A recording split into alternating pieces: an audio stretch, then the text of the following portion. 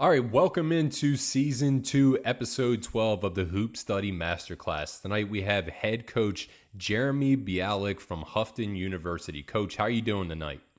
I'm doing great. Great to be with you guys. Absolutely. So, coach, just to get us started, tell us how'd you get here today pouring into the Hoop Study community?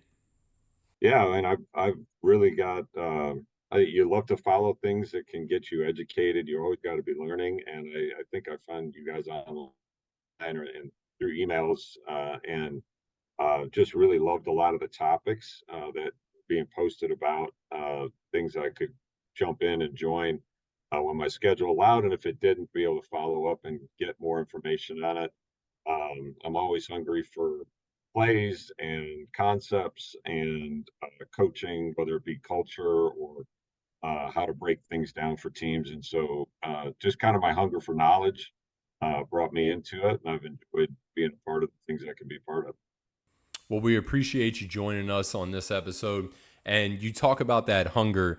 When it came to you first coaching, when you first got into coaching, you got the opportunity to be a head coach. Who was the first team that you played that just busted your ass and made you realize, like, okay, I thought I was ready, but I still have some work that I need to do? Oh boy, to tell one.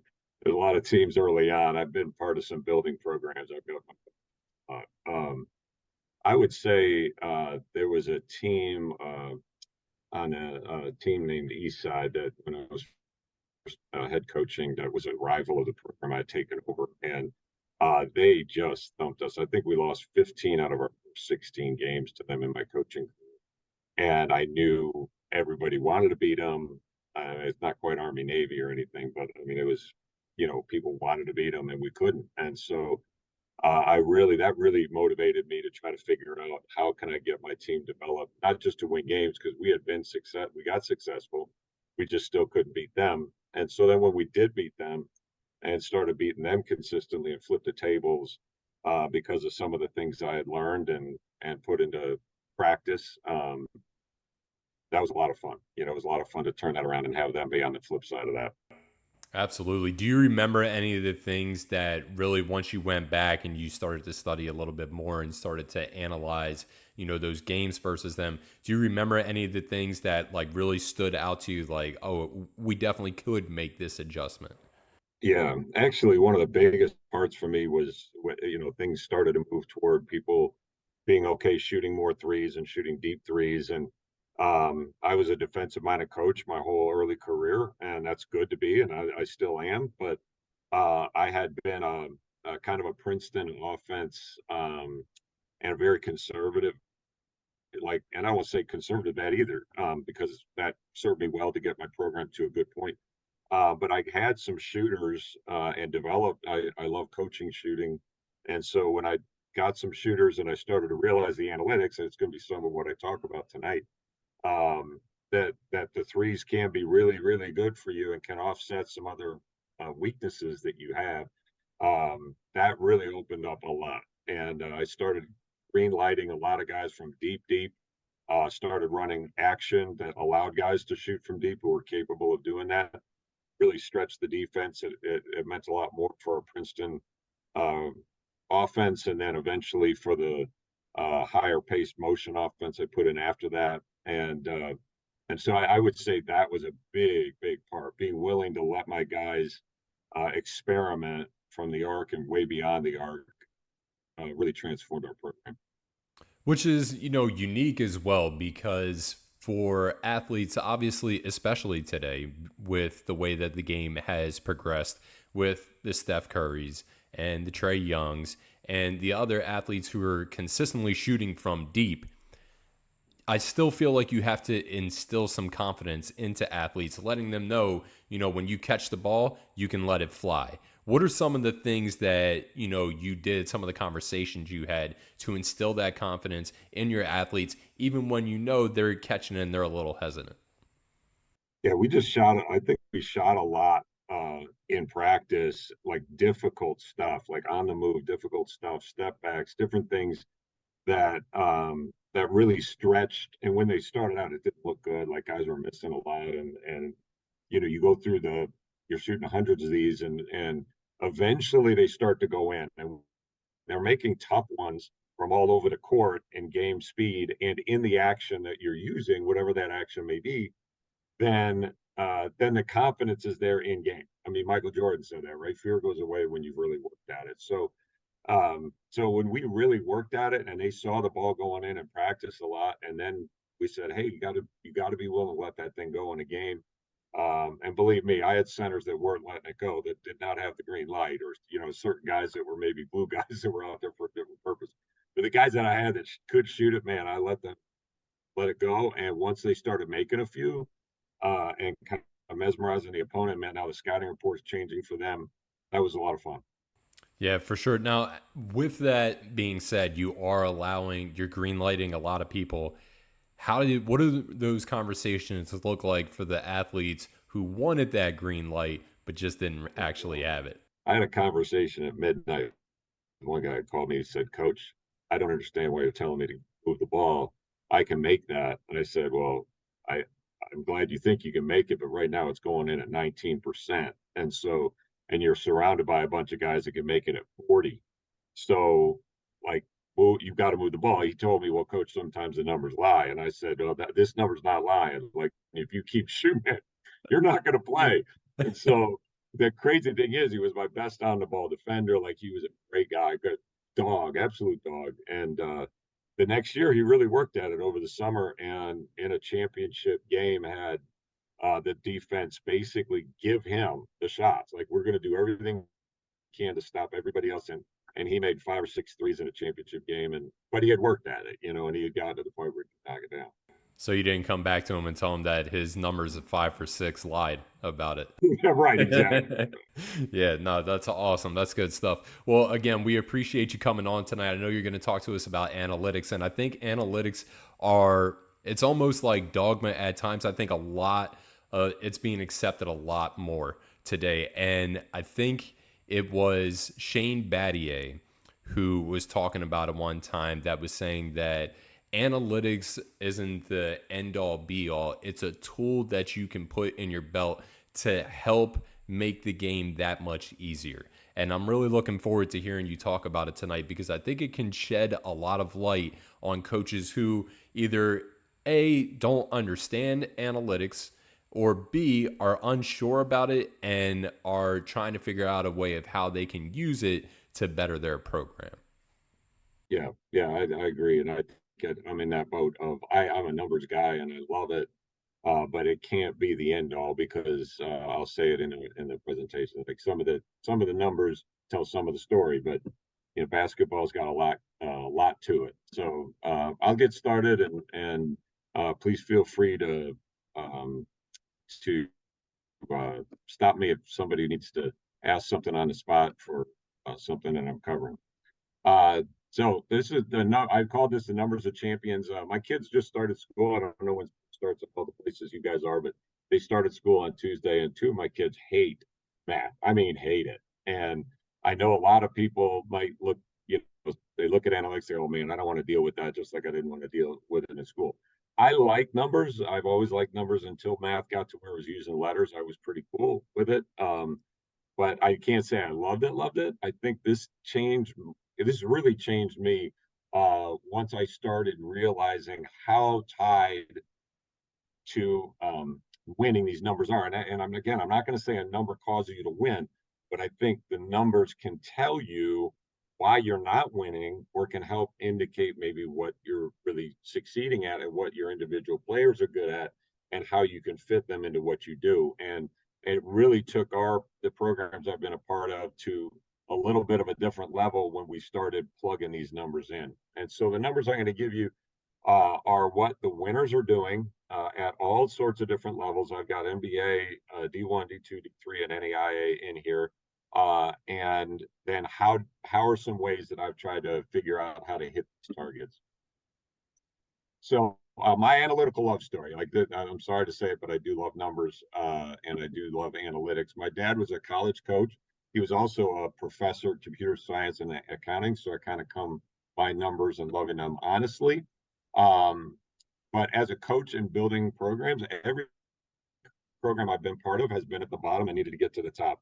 And so I started to ask the question, how can I get there faster? Besides just doing these building blocks that you naturally do, teaching everybody and skill development and everything, what are some things that I'm missing that can get me faster? So I was introduced to the big four, the four factors. I'm sure a lot of you know, but just in case you don't, what the four factors are: EFG, effective field goal percentage, which weights threes to be equal to twos in calculating field goal; turnover ratio, number of possessions that end in a turnover, basically; offensive rebounding ratio; and then free throw ratio. Those are the four factors. And when I was introduced to them, I analyzed some previous years, the teams that we had, success teams that didn't, and I've started to realize there was a deep correlation to whether we won or lost those categories and whether we won or lost games. So I started catering those my practices and game plans to try to win these categories. In my last 2 years coaching high school, when we won three or more of these categories, we were 37-1, and that was astounding to me. 37-1. The one game we lost to a public school in Dayton. They out rebounded us by 30 in the one category, like 30. I didn't say 13, 30. It was awful. We lost by 1 point, even though we got Wow. out rebounded by 30 because we won the other three categories so convincingly. So these numbers do tell a story. I believe they tell a big part of what's going on in your program, but they don't tell the whole story. And I would never say you can just stick with these and that's all you need to do. So NBA EFG, I'm going to start with NBA because to me that's the pinnacle of basketball, and give you some numbers here. The EFG in the NBA has been king for a long time. And so going back to 2018, Golden State led the EFG category 56.7. 11 of the top 13 teams in EFG made the playoffs in the NBA. In 2020, I skipped the bubble year. There were fewer games, and the numbers do kind of still come out, but I like having full season. So 2020 and 2021, Brooklyn led everybody. 10 of the top 12 in EFG made the playoffs. Denver Nuggets led in 21-22. All 12 of the EFG leaders made the playoffs. And then this last year, Denver again led the NBA in EFG at 57.3%. 11 of the top 12 in EFG made the playoffs. Miami Heat are the only team in the last 5 seasons to make the NBA Finals after finishing below 7 in the regular season in EFG. So it's not to say that you can't get something done in EFG, but in those 2 seasons, they were 11th, I believe. And so they still weren't bad at it. So NBA EFG is determines a lot. Now, I'm also going to say, like, these are the offensive EFG numbers. Teams do need to be reasonably good holding their opponents to a lower EFG. And while a lot of what I'm going to talk about today is offensive analytics, there is a defensive component to a lot of this that you need to consider. But when I looked up those numbers I started looking at those 6 years ago to see how to cater more of what I'm doing to what matters with our division, I was just amazed at how big EFG was. So I focused a lot on EFG, but then when I became an assistant for an NAIA school in Chicago, I was so focused on EFG and trying to get, how can we get better at that, that I realized it wasn't doing enough. And so there came kind of a wake-up call, like there's something I'm missing here. EFG is not getting us to exactly where we need to go. And so I looked up, that's when I decided to find out what are, if any, differences between the different levels, and how do these different levels, do they have different strong categories, so that I can start marking those as ones that I need to win. So here are the championship level numbers at some of the other places. I'm going to give you an overall. This is for the last 13 years. This is NBA champions, Division I Final Four, Division II, Division III champions, and NAIA champions. This combines all of them together to give you an overall average of what numbers you're looking at. So these are 6 categories that I'll just give you the quick numbers on. And if anyone wants to get these later on, feel free to email me to ask for them if you can't get it when they show up. But EFG average 54%, offensive rebounding ratio 30.4, which is like 30% of your misses you're getting. Free throw ratio 33% of your field goal attempts you're getting in free throw attempts, and then turnover ratio 14.2%.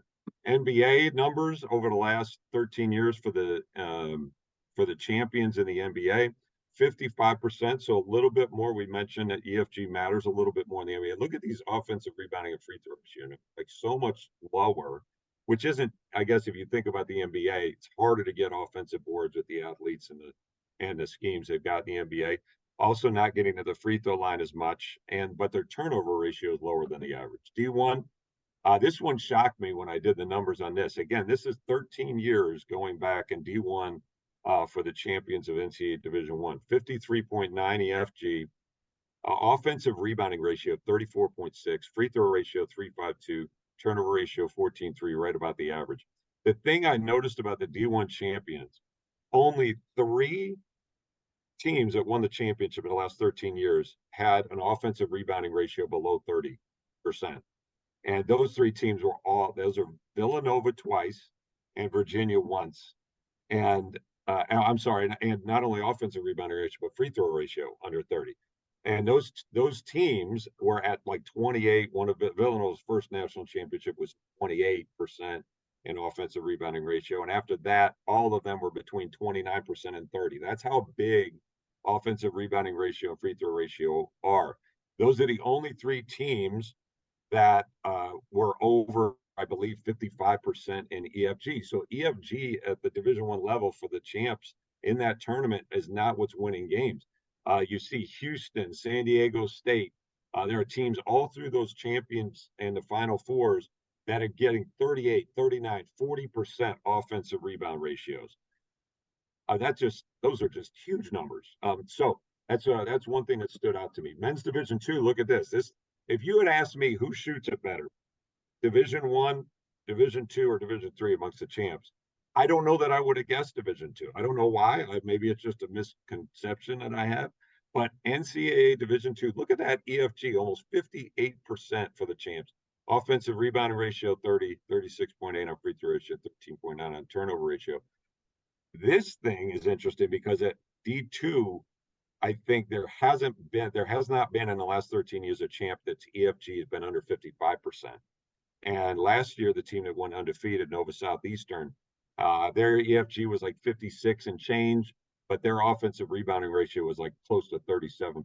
So they had the EFG component and they were getting boards like crazy, and their other numbers were respectable, and they went undefeated. Yeah, and I think I would have agreed with you about 5 years ago. I would have said the same thing about Division Two.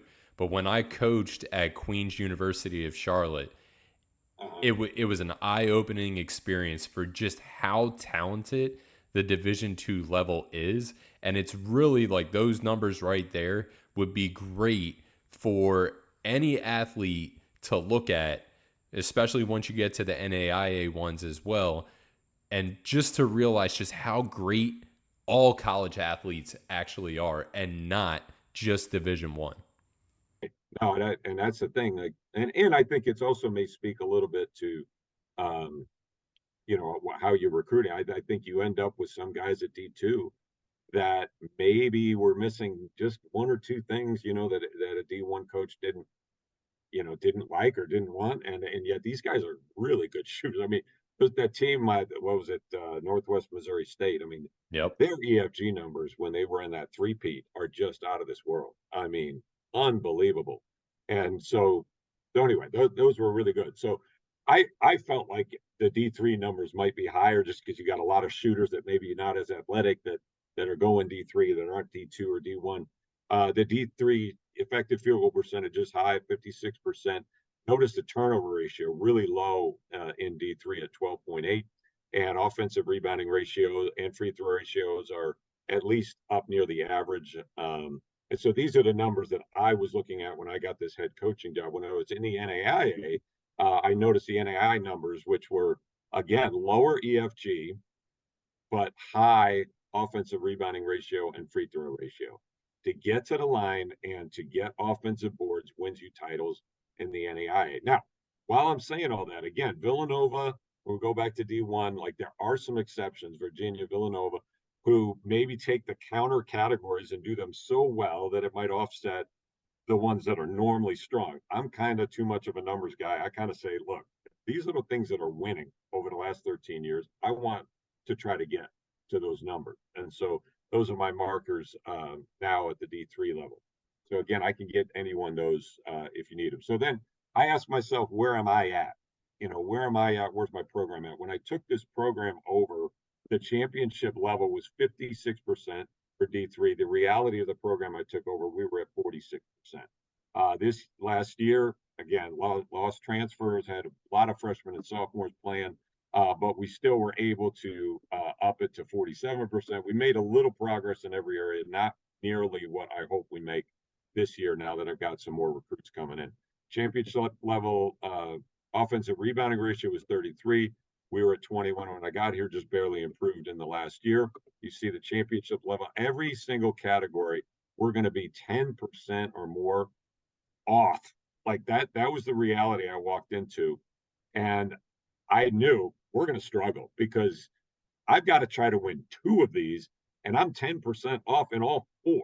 Like that's tough. Like so, I had to pick out like which one am I going to go after, which one am I going to try to win, and that's it. That's the advice I would try to give any coach is figure out which one you're really really good at that you can own. And this is again not just offensively, but it's what you can win. So I may not be able to get to 56% this year, but can I up my EFG and do what I need to do to keep the EFG of my opponent down so that I can at least win the category. And then same thing for once I know I can own one, then I need to figure out which one I can win consistently, number 2, which one can I put in the ballpark in number 3. And almost every team, I've never seen a team that I've been part of be able to win all 4 just consistently. There's going to be one you're giving up. And so that for me was I need to know which one I can win, which one number 2, or which one I can own, which one I can win, number 2, which one I can compete for, number 3, and then which one I'm giving up.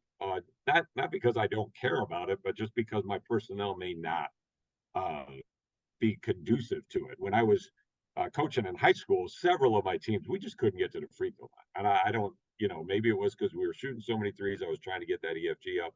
But I gave up the free throw ratio. And I said, we're going to try to get that third category to be offensive rebounding ratio.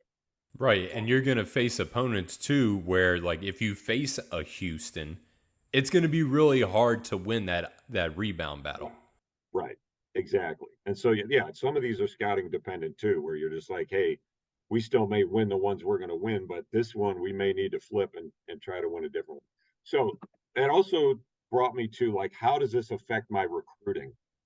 Because if I'm trying to win certain categories, and if I know that at this point I need players to do this, whatever this may be, you may have noticed the gaudy turnover ratio numbers that I was dealing with when I got here 22%. I got here and I had one pure point guard, and he was hurt. He only played, I think, 3 or 4 games this past year. And so I was playing without a point guard this last year. We ended up at 21% turnover ratio. So I'm thinking going into this year, how can I get the guys I need to get that number way down? Because I believe we can up effective field goal percentage just by taking better shots, getting higher skilled players in. And a lot of the guys I got in, I think will help our EFG. But then I said, I need the turnover ratio to go down. It must go down in order for our EFG to go up and to help our defense because we gave up in some games last year 20 points off turnovers. Like, can't guard anybody like that. And so this is an example. I'm going to show you 2 examples of these are recruit A, recruit B. These are actual recruits that I was going after. These 2 are transfers who are looking to transfer into our program.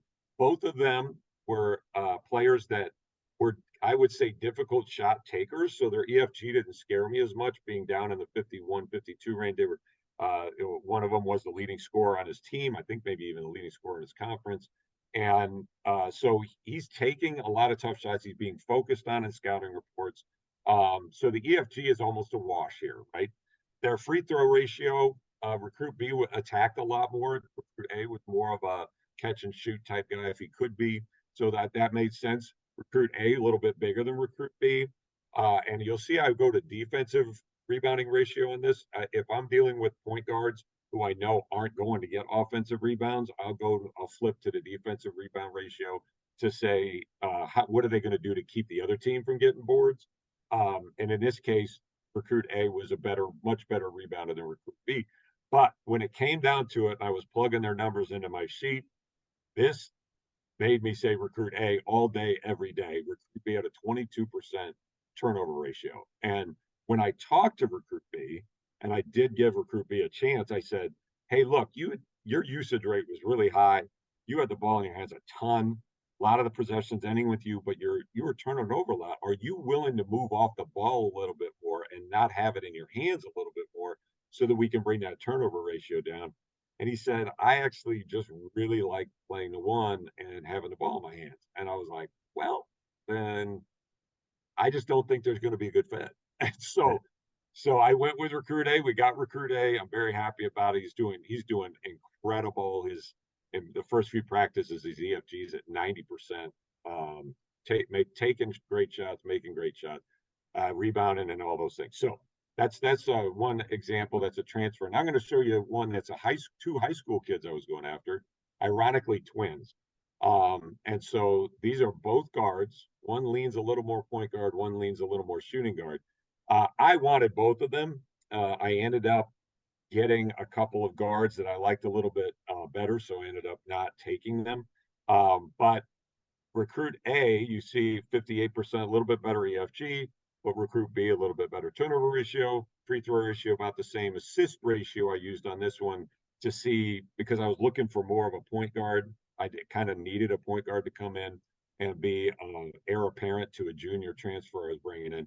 And so I wanted the assist ratio to matter in this one. So like if I was thinking like point guard, point guard, point guard on this, I'd probably say recruit B because of the lower turnover ratio and assist ratio is higher. I feel like I could get the EFG up.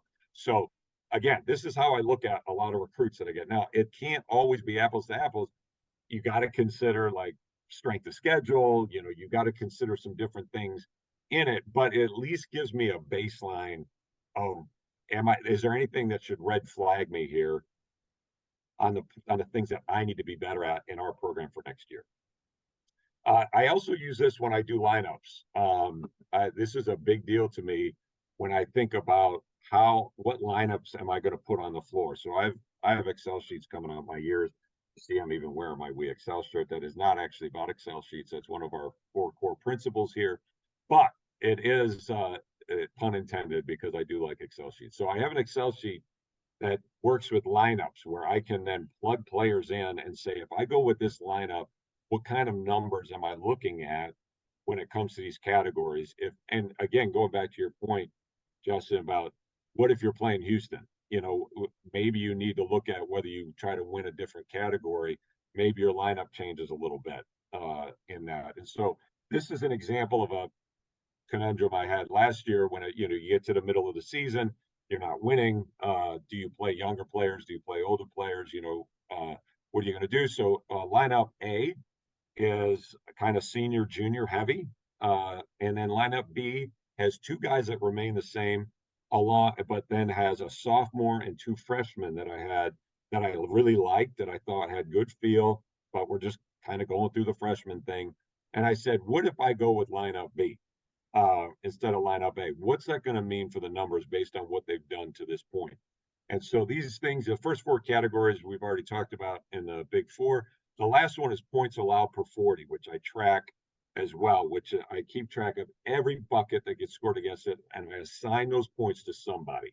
And I may split them. Like if one guy gets beat on a dribble drive, but someone didn't help the way they were supposed to, I may split that bucket up. Someone doesn't rotate to a 3, but it was partially because of dribble penetration. I may split that bucket up. So I have points allowed per 40 numbers. So when I add those up, that's what I get when I put all 5 guys together. These are the numbers I get. So, Yeah, so no, I have a question about this. So for when you're doing these lineups, and this might seem like, a dumb question to ask, but are these lineup numbers from times where they were actually in the game together, or did you just take their averages and put them together and throw them in as a potential lineup?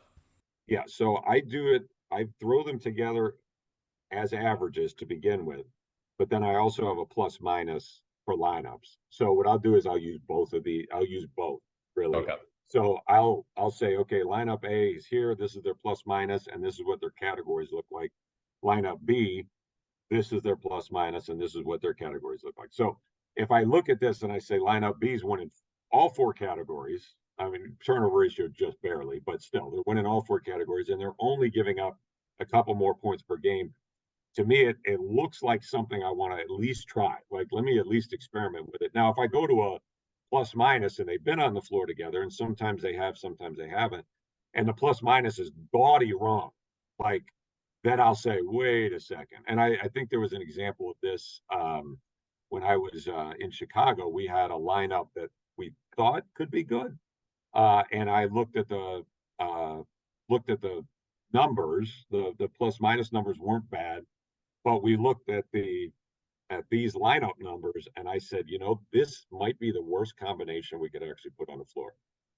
And we still went with it, and we got absolutely obliterated in the first half. I mean, it was like, and it was like the numbers really told the story. Like, this is what's going to happen, and it happened. Even though the plus minus hadn't been bad, because when they were on the floor previously, maybe the opponent didn't take advantage of it or whatever. So anyway, I try to use both in that. It's a good question, but it allows me to at least make some comparisons. And if I say I need more AFG, I can look at it that way. And yeah, some guys may take other shots away from other guys, and the EFG may change a little bit based on guys being on the floor. But I have to start from somewhere, and so this helps me. So then I'd say, well, how did this change the way I practice? So I will try to take the categories that I'm trying to get better at. Let's say that I want to own EFG and I really desperately need our turnover ratio to come down. But maybe I'm saying with this team, offensive rebound ratio probably isn't going to be the one we win. Maybe free throw ratio I have a better chance at. So I will try to carve our practice time up and say, are the drills we're doing, are the specific incentives we're giving in scrimmaging, uh, weighting things to try to get to where we need to go. And so you'll see offensive rebound ratio. You can incentivize, you can get points for offensive rebound. I may do a lot more emphasis on rebound angles, take a lot of shots, but in our shots, say these are the goals we have in trying to get rebounds. And to have maybe two rebounders going at it to try to emphasize offensive rebounds in a shooting drill. Free throw ratio, trying to get paint touches, I believe, is a big addition to getting more free throws. You can also throw out some offensive rebounds to it because you get more free throws when you get more offensive rebounds. Finishing at the rim, how do we finish at the rim so that we're not, avoiding contact but trying to draw contact? If I'm working on EFG, I really emphasize game shots, game speed, and I try to extend both their range and their bag, so to speak. So if we're struggling to make more shots, how do I get them to have more versatility so that they're not as easily scoutable? And man, they only make shots when they're going right, or they only make shots coming off a screen on a pop, or whatever it may be. So the one thing I don't have in here is that we shot chart a lot, and we'll not only stat practices, but we'll shot chart a lot to try to figure out. There was one guy we had in Chicago, and this isn't just for bad shooters. Let me make that point. You may have a shooter on your team that is one of your best shooters, and he may have a weak spot that if you fix, he might become an elite shooter. So we had a shooter that was shooting 40, I don't know, 43, 44% on the year from three. Real solid, right? So we shot charted him, and as we're shot charting him, his left wing was in the teens. He was shooting close to 55, 56% from all other areas, but his Wow. left wing was in the teens. And he was getting enough looks there that it was dragging his percentage down to 43%. So what do? We say, okay, we're going to really work on his individual skill work to take care of that spot. And so, same thing for a team. If we're running certain actions and we're struggling in an area, well, let's fix that area. It might drag our EFG up, right? Turnover ratio, we're big on decentivizing turnovers and big on teaching reads, because I believe if you're obviously your passer, your screener, and your cutter are all on the same page with reads, your turnovers are going to go down. Now, me having a point guard will also help. So we're hoping Yeah. that will come That, down naturally this year. But we really love teaching reads when it comes to our motion. And then we in scrimmages, you turn that thing over, man, it costs you. Like, it's maybe -5, -3, or the opponent automatically gets 5 points. Like it's a it's a big decentivization to try to say this costs. I love how you do that to, incentivize the things that you're actually looking for. Um, Now I know I just want to circle back for a second. The athlete who was struggling on the wing, how did you, obviously you saw the numbers, the eight, he was in the teens for his numbers over there. What were some of the things that you all did to correct that? What were some of the things that you all saw that were wrong that you were able to fix a little bit? Yeah, so this guy was he's very good at going off the dribble or catching on the run and so on. But one of the other things we noticed was his percentage off the dribble was pretty low. And he was coming off of ball screens going that way a lot of time, coming off the left wing because he's right-handed dribbler, right? And so even though teams knew he was a shooter, that coming off left to right um, he wasn't as good a shooter coming left to right off a ball screen he was going right to left. As a right-handed shooter, a lot of us right-handed shooters like going left and pulling going left. So that was one thing we tried to fix. And then again, coming off of screens, a lot of times, or elevating, if he was the one elevating out of the corner, he was moving to the right as a right-handed shooter on that elevation. And so we recognized that a lot of his corner threes were standstill. A lot of his top of the key ones might be sprinting out from the basket or maybe right to left ball screens. So it's with that left wing had two things that were kind of weaknesses of his: going right off the dribble or elevating right, so to speak, out of the corner. So we just took a ton of those types of shots to try to fix it. For sure. So quick reminder too that all these things do work together. Again, I don't like abandoning any of them because they affect each other. Your higher offensive rebounding ratio helps your EFG. Being chased off the arc because you have a high FG can lead to more free throw attempts. And so that's not a bad thing. Worse defenders on the floor, if you're getting teams in foul trouble, that's going to lead to fewer turnovers and less pressure, more or better opportunities for your FG to go up. And offensive rebounding ratio, we always talk about you can't get a board, can't get a shot or a board if you're turning the ball over. So please, I help out both of those ratios by not turning the ball. Although we talk a lot about like what are some, just because we're focused on one ratio or two doesn't mean we're not also able to pull up a third just because we're doing a lot in that. So I've gone through a ton in a short amount of time, and a lot of these things are hidden in Excel sheets. So if you're not good at Excel, the good news is I have a lot of these things that all I have to do is give you a template. As long as you don't mess up the formulas, you could plug a lot of your own guys in there. A lot for our season stats. I have a template that has each game on a different tab, and you could kind of put some of those numbers in and come up with it'll spit out this is what this guy's EFG is, this is what this guy's rebounding ratio is, so on and so forth.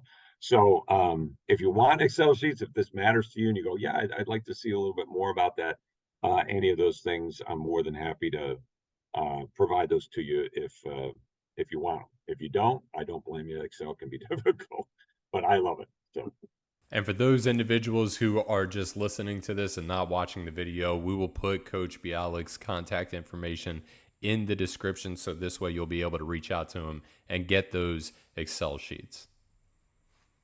So, Coach, one of the questions that I have for you, just kind of going back to what you were talking about before.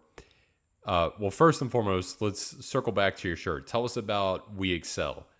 What does that mean? so we have four life when I got to this program it had 3 winning season at 57 years. So a lot of people would say it's a dead program. And so I really felt like the word we wanted to focus on was life. Like, how do we bring this program to life? And so those four letters of life are our culture, and that stands for love. We want, and we have a shirt that says we love. We want to make sure love is a cornerstone of what we do. And that doesn't always mean, that includes tough love. It means saying what needs to be said. It means being open and honest, but it also means laying down our life for our teammates and recognizing that others in the program are more important than ourselves. The I is for invest, and we want to invest. We want to take what we've given and invest in other people. And so that goes for our team, our campus, the community. The F is for fight. We need to, there needs, you can't come out of the hole and get where you need to go unless you're fighting. And so we want to fight the good fight. We don't want to fight the selfish one or fight just to get where I want to go, but we want teams to know that we fight. And I think that was one thing I was really blessed here last year that a lot of coaches said, "Man, you guys are fighters," and that meant a lot. And then excel is a big word on campus. It's one of the pillars of the institution, as well as our basketball program. We believe that excellence is even higher than winning. That it's a higher goal than winning. That you will win as you are in your way to excellence. And so we want to focus on excellence. Numbers can help you with that a little bit. We can say, hey, 56% EFG is an excellent EFG. But it's more about what are you doing? Are you doing what you're supposed to be doing excellently? Are you a 4.0 student and being lazy?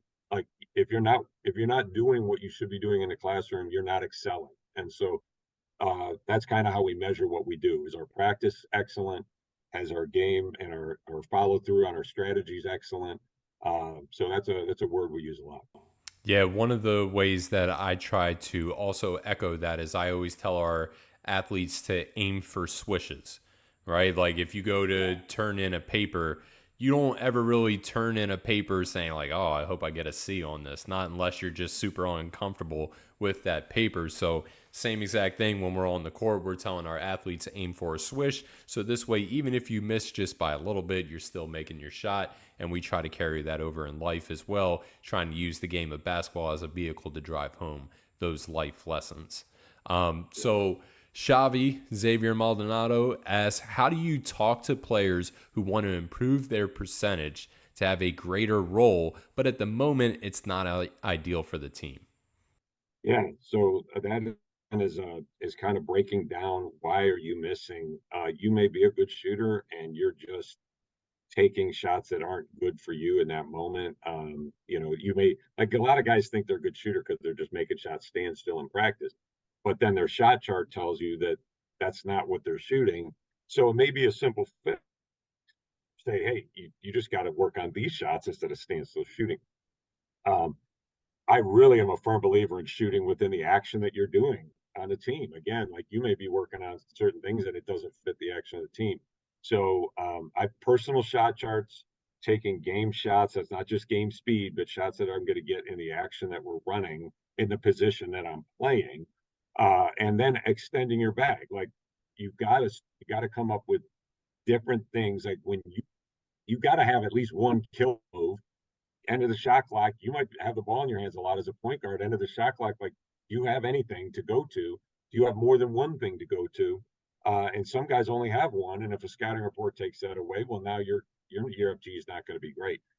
So extending your bag is a big part of what I believe in doing too. Like you got to get better at having more than one thing.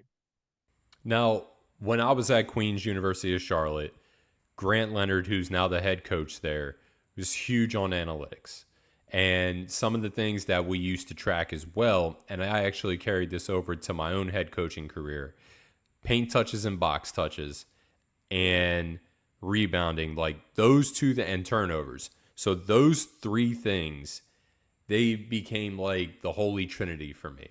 I noticed just while I was statting them going along as an assistant, and then I started to tell my athletes as a head coach, if we win these three things, it's really hard to lose. And in my year at Queens and my year at Indian River, when we won those three things, we never lost the game. Not one. That's awesome. Yeah, yeah, and And so, we're firm believers in that. And we have a drill called paint touch. We do paint touch 40 or paint touch 50, depending on how much time I have. And it focuses right there on those things where anytime feet go in the paint, and that can be on a cut, you get 1 point. If it's on a pass, like where or a dribble drive, the ball with a person in the paint, it's 2 points. A layup's worth three, a three's worth two, any other shot's worth one. A turnover subtracts three. And then offensive rebounds, you get points for those as well. So first team to 40 or 50 wins. And what's crazy is you tell a guy, all you need to do is put your feet in the paint to clear the defense, right? Which is a big deal. Or you're curling a cut, you're not open, but you take both defenders with you because the guy's chasing into the paint. That helps us. And so get those feet into the paint, and I'll give you a point for it. I had a freshman in our first practice this year where I gave this is what you get points for. He throws his first pass to the wing and cuts, just fades away to the weak side of the court and doesn't touch the paint. And I said, "Where are you going? Like, I just told you get a point. If you'll drag your defender out of there so the guy you threw it to might be able to drive. And you just left the help defender right where he was." Like, so that those things are a big part of what we do. And I think I haven't actually started tracking it, but I'm hoping to track it this year.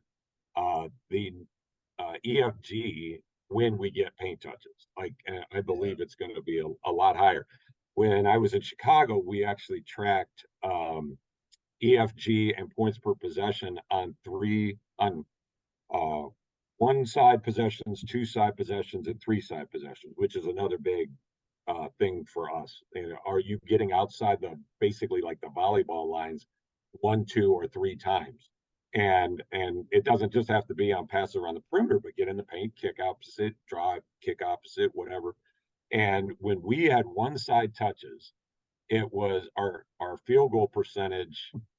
I'm not going to get the field goal percentages right, but I feel like it was under 50% or EFG, and our points per possession was like 0.78. When we got two sides, it went up to 0.92, I think, points per possession, and EFG went into the 50s, I think low, mid 50s. We had a three side possession.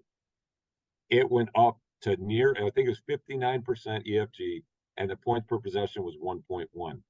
And again, like that's something I could show the players, and we would say, look, you're letting the ball stick, or you're not doing what it takes to get that ball to a second side or a third side. And it is costing us. Like, you're scoring fewer points. And there are exceptions to the rule, but over a full season, that tells a story. Absolutely. And not to geek out on anybody, but if you truly look at things in basketball, you look at soccer, soccer's huge on this. You get multiple passes in a possession, forcing the defense, because it's tough. It's really hard to guard for an extended period of time. You have to lock in mentally, you have to communicate, and you have to buy in to physically push through that. So if you can move that ball and force that defense to guard multiple actions, you're bound to see more success. You look at programs like, and again, I know I'm talking soccer right now, but you look at programs like FC Barcelona, you look at programs like a Manchester City, where their passing ratio is astronomical because they're forcing that defense to move and they're moving the ball quickly. They're always scoring goals, right? Yeah. So in a game where scoring is at a premium because you rarely see goals, but these programs are seeing a higher rate of goals. Now, granted, they have the best players in the world, but they're seeing more goals because they move that ball quicker. And then you go to a program in basketball that moves the ball quicker. They don't hold on to it. They switch sides with the ball. Of course, you're going to see more success. So from there, like we hear about your Excel sheets, which can be intimidating to people, right? How can, if I am not good at Excel, right, and I'm pretty tech savvy, I'm pretty good at all of that. If I'm not good at Excel and I want to track these things, how can I do that? Is it simply just me putting down our marks on paper and literally saying, Coach, hey, anytime they get a box touch, mark it here? And for those of you who don't know, the differentiation between a paint touch and a box touch, which we've talked about right now, a paint touch is anytime you get a foot in the paint, right? A box touch we defined as the NBA paint. So if you just extend that out 1 to 2 feet on each side, that's a box touch. And we always wanted to make sure that we got a ton of paint touches, and we always forced the defense to get minimal box touches. Minimal box touches. So, again, back to the question. If I want to be better with these analytics, but I'm, an idiot when it comes to Excel, how do I do that? Yeah, you can do a lot on paper. All the formulas are out there. If you got a calculator and a piece of paper to work. The good news is Huddle and Synergy do a lot of the work for you. I think some of the issues like with Synergy and so on, um, the individual things and combining players, like they're getting deeper and deeper. That you may have to pay a little bit more for it, but if you're willing to pay, if you got a budget, you can. I know when I was coaching high school, I just said this is a non-negotiable thing. Like I need, at the time it was cross was bought out by Huddle. I said I need these analytics for my team, and I am going to find if I need a fundraise for it, I'll fundraise for it. But we are going to have this, and so Synergy and Huddle will do a lot of the work for you. If you don't have those tools, I would go on and just find some simple formulas. But then, even if you don't have those, like EF is a real easy formula. Offensive rebounding ratio is not that hard. Turnover ratio individually, you got to multiply a couple things. Like they're not super hard formulas for those big four. And if you just keep track of things, even in practice or when you're watching video of, some of the things we're talking about how certain lineups work together, how do they shoot? Do we get more boards when these people are on the floor? Do we get to the line more when this group of people are on the floor? If I switch one person in and out, like how does that affect that group? Like there was one group we had a team I coached where we knew that these three guys were the best three guys we had, and we were trying to figure out what two guys to put with them. And so we ran them a ton in practice, and then in games we had to kind of experiment a little bit too. But we were tracking those lineups and how those lineups did percentage wise in those factors. And you can do it on paper. It's not hard. Excel helps me a ton because all I have to do is put the numbers in the game and it spits it out for me. But and if you want that sheet, I can kind of give you a head start on it. But a lot of those companies will do it for you too. No, for sure. And for if there's any high school coaches in here right now as well, Synergy has really made a strong effort to make Synergy available for more high school programs. So if anybody's interested in getting Synergy for their high school program, make sure that you reach out to me at justin@hoopstudy.com, and I'm going to put you in touch with our people at Synergy, and they're going to be able to put a package together for you, so this way it makes it more available for you. Now, Coach McBride had a question for us earlier. Coach, do you want to go ahead and unmute yourself and ask your question? I'm going to sound like a real idiot.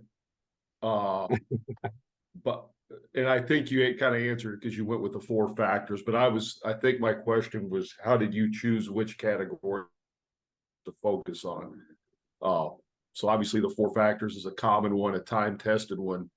Are there any others that you kind of handpick? Obviously, for us, like ball reversals is a huge thing with how we play. But is there anything? I guess maybe look defensively because we haven't talked much defense. Are there any defensive numbers you really look at and choose? Yeah, that's a great question, Coach. And for those who don't know Coach McBride, he is one of the best defensive coaches I have met and had the displeasure of having to game scheme against. So the defensive numbers that I like to use, first of all, the personal individual points against is a huge one for me because it helps me see who is kind of letting our defense down. And that is one thing I cannot get any Huddle or Synergy to do for me. Synergy will tell me who they think is being scored on, but Synergy doesn't know my scheme. And so I would bet, Coach, you have your own scheme. We all do. Like, this is who should have gone, and they didn't. And Synergy may say that guy got scored on instead. I don't use Synergy a lot for my defensive stuff. I kind of stat that myself on the defensive end. I will also defensively, I have several categories that I keep track of ways we got scored on. And so you can reverse out the ball reversals. Are we allowing the ball to reverse several times? I this past year wasn't big on trying to keep it on a side just because of our personnel. It wasn't going to be very effective, I felt. But you can use that. You can reverse that number out for defensive purposes. You can use a defensive rebounding ratio, and I do on my stat sheets. I will have both an offensive and a defensive rebound ratio. So if I'm looking, let's say I know we're not going to get many offensive rebounding, so I'm going to try to put a better defensive rebounding lineup on the floor. I'll go to that defensive rebounding ratio for individuals. I keep track of every segment of ways we're being scored on offensively. So did we get scored on a ball screen? Did we get scored on a screen away, some screen away from the ball? Did we get scored on a basket cut, a back cut, offensive rebound, transition, a secondary break, a turnover?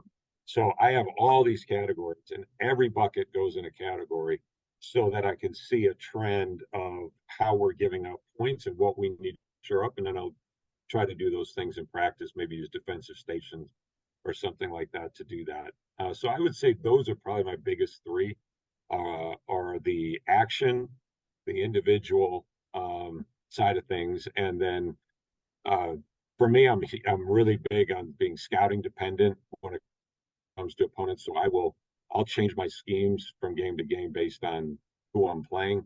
And so I'll go back and figure out, are certain players not applying what we're asking them to do in the scouting report, and we'll try to hold them accountable. Hey, Coach, another question that we received is, how often are you statting practice and using analytics from your practices? It's a great question. I do every single practice. We stat every practice. So any scrimmage at all, even if it's like that paint touch 50 drill, or if we're doing, I have a lane protect drill where we try to we assign points for either getting into the lane or keeping them out of the lane or whatever. So anything we're doing competitive scrimmaging wise, be it full court, half court, we have the camera on, and then my assistant and I go back and stat it so that we know, especially preseason with new players coming, like how are guys comparable, especially position to position. Our motion has, a little bit more position dependent nature to it. And so I may be trying different guys out at, in different positions, and trying to see how their numbers change if they go to a different position. I want to know, like defensively, if I move this guy off of being an A defender to a B or C defender, do his numbers get better? So we stat a lot of practice. We stat every practice. It keeps me in the office a little bit longer, but I just would feel like I'm missing something if I did. For sure. We're going to switch gears here. We got a couple of more questions, and then we're going to let you get out of here. Obviously, when it comes to the analytics, it's going to be a little different for some athletes who did not experience that in high school. How, when you get your new athletes on campus, how do you build those meaningful relationships with them to make sure that they understand that everything that you're using is for their benefit and you're there for them, getting them, to make that transition into a program that does value analytics so much? Yeah, that's a great question. So we do meet individually. I offer them a time every week where they can come in and just talk life, talk class, talk whatever, 10 to 15 minutes. And once the season starts, obviously there's more basketball conversation that can happen there. But I do want them to know that who they are matters and their leadership matters. And, there are times where I put people in the game because I need their leadership. And there is no number on that, although, it may affect the plus minus or something like that. And anybody that has a good leader knows that. And so,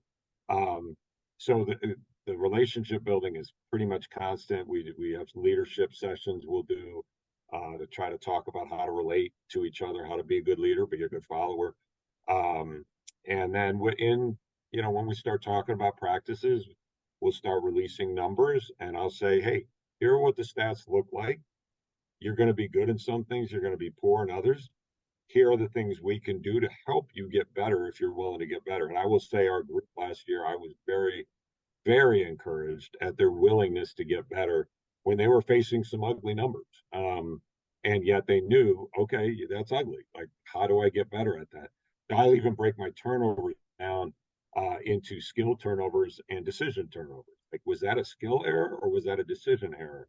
And so when we put together a reel of their turnovers, what percentage was it? What drills can we do in skill work to eliminate those skill errors? Or what video can we watch to eliminate your uh, decision errors? But if they don't know they're making mistakes, or if they don't know, like, some point guard might turn it over 3 times, but his turnover ratio might be less than a shooting guard who doesn't touch it as much, who's turning over at a high clip.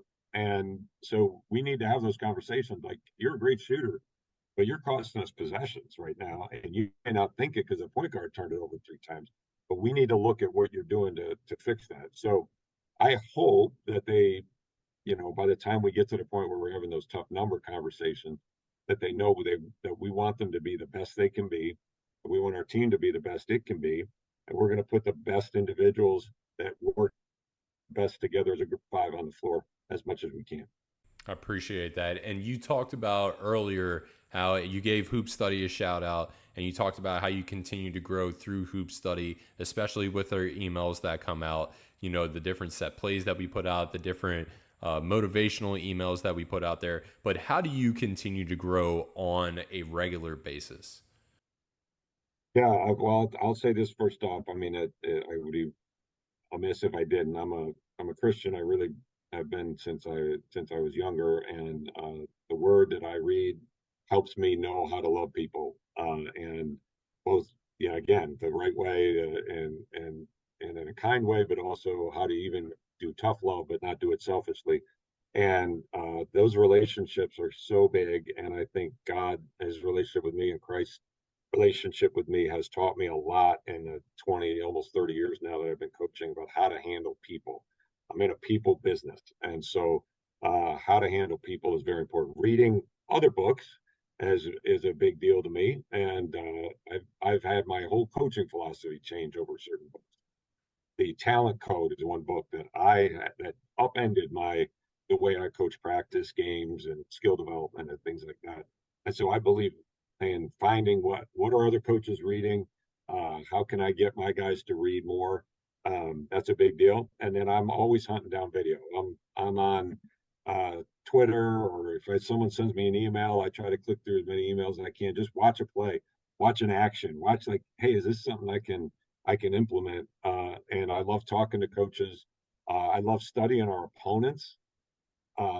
It ticks me off when I can't stop somebody from doing something, but if I can't, then there might be something there I should go to, So, or if they're doing something defensively that I need to learn from. So that's stopping us on a regular basis. So I love learning from coaches and watching them and seeing the coaches in our conference and other conferences, and why do they succeed? And if I can get together with somebody that's better than me and more experienced than me, I always try to do that. I love that. What is, you just referenced the Talent Code. If we wanted to watch some film, fresh in your head right now, who's the first team to watch that we should study lately? Oh, wow.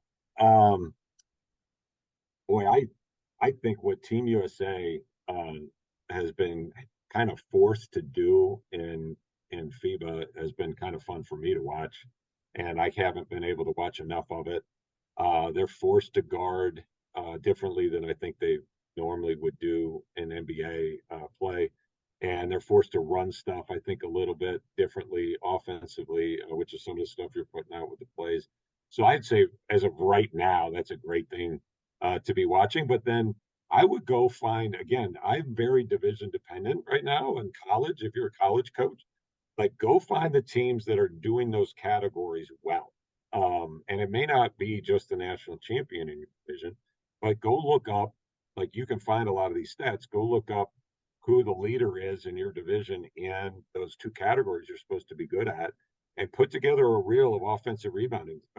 Is it just the personnel they have, or are they doing something specific that gets them to the free throw line more?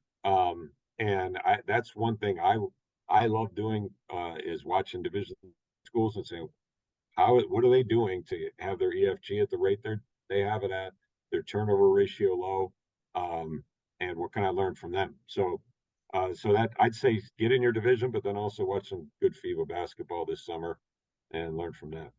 Yeah, and for those of you who don't know, on September 10th, we're actually releasing our FIBA World Cup Academy, where we were actually out in Japan, down in Okinawa, watching these games live.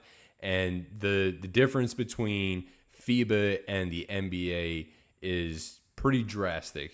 There is no defense at 3 seconds, right? The court's a little bit different. So the FIBA game is much more relatable to college and high school. So that's why we built that FIBA Academy. Again, it's dropping on September 10th. Tomorrow, we're actually releasing a man series from Team USA. That's actually really cool. We watched over 500 videos to find this series that they've been running, dating all the way back to their exhibition games. And also, from my opinion, from what we've been watching, South Sudan has had some great offense. So South Sudan might be another team worth going in and watching it. Again, we watch all of our film on Synergy, so if you want access to that, just let us know and we'll put you in touch with the right people. So last question here. All right, for the people who are listening, what do you have? What are you working on right now? What can coaches look forward to seeing from Coach Bialek, and what can they expect to see from a Houghton team this year? Oh, well, boy, that's tough because if someone gets a hold of this that we're playing, I don't want to give too much away because we're going to be a little bit different than we were last year. Our personnel is going to allow us to do a lot more things I like to do. I think anyone that played us last year knows we press a lot, and we'll be doing that. But I'm getting the personnel that I have this year will allow me to do more of what I've always liked to do with press. And when people hear me say I press a lot, that doesn't necessarily mean that we're trying to speed the game up or turn people over. Again, I'm very scout dependent on the way I press, but I love dictating comfortability. I want my team to be comfortable. I want the other team to be comfortable. And so we try to figure out what we can do in the press to maybe slow a fast team down or to speed a team that's more deliberate up, or just take, for a team that's really efficient offensively, take some time off the clock before they get over half court. And so there's a lot to that my assistant and I are playing with. I think that if you were to watch Houghton this year, you're going to see us having fun, experimenting with our different press looks, and then defending our tails off in the half court. And I think we'll also be pretty fun offensively. But what we're going to do offensively, I think, is not super complicated. I think we just have better guys making better reads. So, No, for sure. And so how can everybody follow you? How can they keep up with what you're doing? yeah, you definitely follow me on Twitter and Instagram at Jeremy Bialek. Houghton streams all our games, so I invite you, if you're looking for a basketball game or if you're on Synergy, you can find us on Synergy. Again, you could see a little bit of what we did last year, but we were operating a little bit less on a talent scale last year. But guys who played super hard and did what we needed to do the best we could do it. But you can follow all that stuff there, and then if you ever have any questions, I love talking to coaches. Or if you got some analytic that you do that I haven't mentioned, I'd love to hear about it. I'm always open to playing with new toys like that. Last question, and we'll let you get out of here. Is the same question we ask everybody. If you could have anyone come on HoopStudy, who would it be? But remember, you have to help us get them on here. Oh, that's tough. Let's see. Anybody we could have on HoopStudy. Man, you know what? I don't think I can help you get this guy on here, but I'd love to have Steve Kerr on. Steve Kerr. We'll have to do some maneuver and see if we can get Steve on here. Just think, like, you look at what he's like. People have said he's like Steph Curry, Clay, Kevin Durant. This guy coach? And I'm like, man, watch what he's doing with that crew, the American crew in FIBA, which is not, it's not all the best players from America. They're good, but I love what he's doing with them, and I would love to get a little peek into how he got to where he is with them. So I don't know that it'll happen, but that's who I want to target. That's who I want. I appreciate it. Coach Bialek closing out episode 12 of season 2. Again, make sure that you're looking out for this episode on all of our social media, including YouTube.